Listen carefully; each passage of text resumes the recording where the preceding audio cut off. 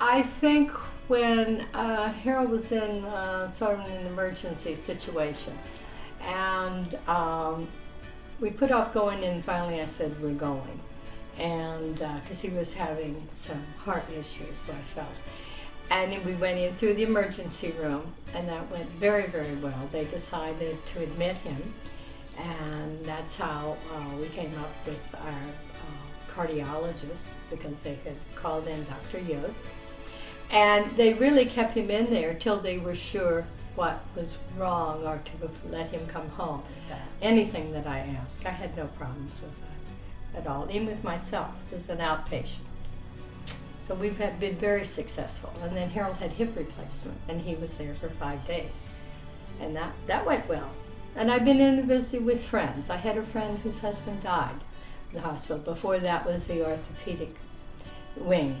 And when she called me, she was a neighbor, to come over. They couldn't have been more wonderful to her. Really.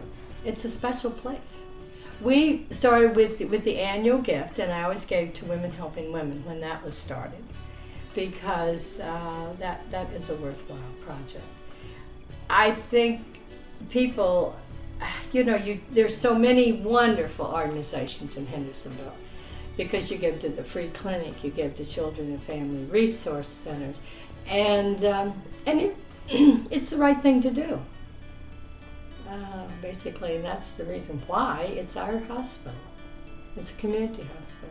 A lot of people here are not aware, no matter whether it says it in the paper this week or next week. And I tell them, you're going to be there. Someday you're going to be in that hospital. These people that have been here a while and say, oh, I go to Asheville, I feel they have better doctors. That's nonsense. And you may not have time to get to Asheville.